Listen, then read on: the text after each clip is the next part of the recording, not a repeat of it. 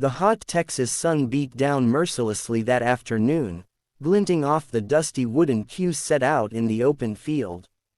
A soft wind fluttered the white fabric draped over the altar, and the townspeople sat waiting in silence.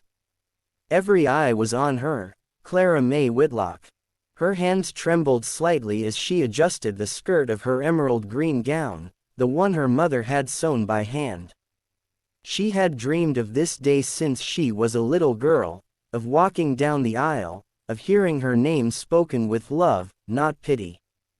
But as she stood there beneath that wooden arch, surrounded by whispers that stung worse than the sun, she had no idea that this moment, her wedding day, would break her heart before it would ever heal it. If you believe in kindness, second chances, and the power of true love, then please take a moment to like, comment, share, and subscribe to Kindness Corner, where stories remind us that goodness still exists in this world. Clara had always been the quiet one in town, the girl who smiled at everyone, though few smiled back. She was gentle, hard-working, and loyal to a fault. Her size had made her the target of cruel jokes since childhood, but she carried her pain quietly, the way kind people often do. When Thomas Brigman, the son of the wealthiest rancher in 3 counties, asked her to marry him, it felt like something out of a dream. Her father had passed, and her mother's health was failing. Yet, for the first time, hope had walked through her front door. She thought maybe she had been wrong all those years. Maybe love truly could look beyond appearances. But dreams have a cruel way of shattering.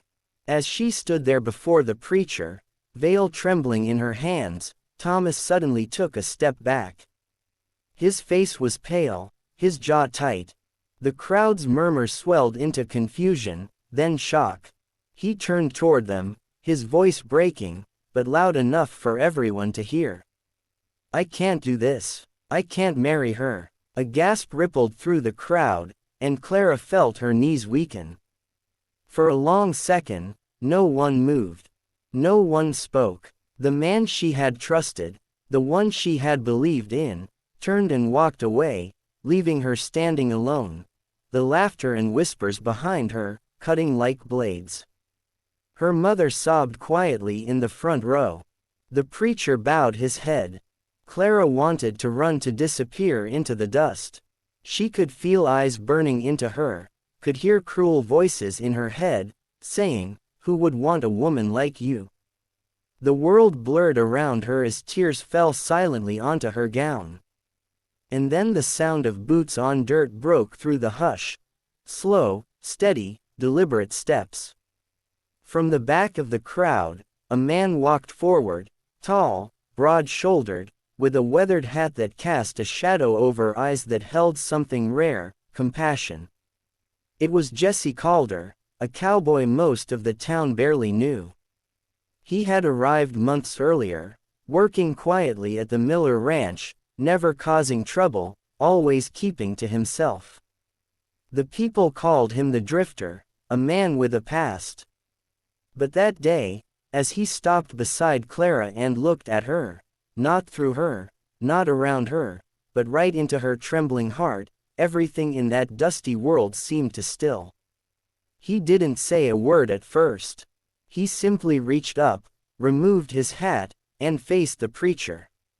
"If the lady's still willing," he said calmly, his voice deep and unwavering, "I'll marry her." The crowd erupted, some in laughter, others in disbelief. But Jesse didn't waver. His eyes never left hers. For the first time, Clara didn't see pity or mockery. She saw respect. She saw someone who saw her. The preacher hesitated, unsure of what to do. But Clara, through tears, nodded slowly. Her voice trembled, but there was courage in it. "Yes, I am willing." And so, under that same sky that had just witnessed her heartbreak, Clara May became a wife, not to the men who abandoned her, but to a stranger who saw beauty where others only saw size. The ceremony was short and quiet. Some guests walked away in disgust. Others stayed watching in awe. When Jessie slipped the simple silver band onto her finger, Clara felt something shift inside her. It wasn't the fairy tale she had imagined, but it was real. And sometimes real love doesn't arrive wrapped in perfection. It arrives in dusty boots and calloused hands with the courage to stand up when others turn away. After the wedding, Jessie took Clara's hand and led her to his small cabin on the edge of town. Life there was humble but peaceful. He treated her with kindness, never once mentioning the gossip that still whispered in saloons and markets. Clara worked beside him, cooking, planting, laughing again. Slowly, she found her spirit returning. The town, too, began to change. People who had mocked her started to soften. They saw how happy she was. How Jessie looked at her with the kind of love no money could buy. Even Thomas, the groom who left her at the altar, returned one day, humbled and broken after losing everything in a business deal gone wrong. When he saw Clara smiling, truly smiling, he realized what he had thrown away. Not a woman, but a heart bigger than his own pride. Years passed and their story became something of a legend. Children in the town grew up hearing about the bride who was left but still found love. Clara and Jessie never flaunted their happiness. They lived simply, loving deeply and always helping others. When Clara opened a small bakery in town, she named it Second Chances. Every loaf she baked carried the warmth of the kindness that once saved her. Every child who came for cookies left with more than sweetness. They left with a story that reminded them to look beyond appearances. As the sun set over the plains one evening, Clara sat on the porch beside Jessie. The years had added lines to their faces, but their hands still found each other with ease. She turned to him and whispered, "You gave me a life when all I had left was shame." He smiled and said softly, "No, Clara, you gave me one." If this story touched your heart, please like, share, and subscribe to Kindness Corner, because somewhere out there, someone needs to believe that love still exists for those who've been judged, hurt, or left behind.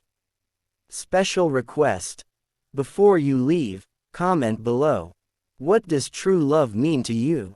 As the stars rose above the quiet Texas night, Clara closed her eyes and felt peace.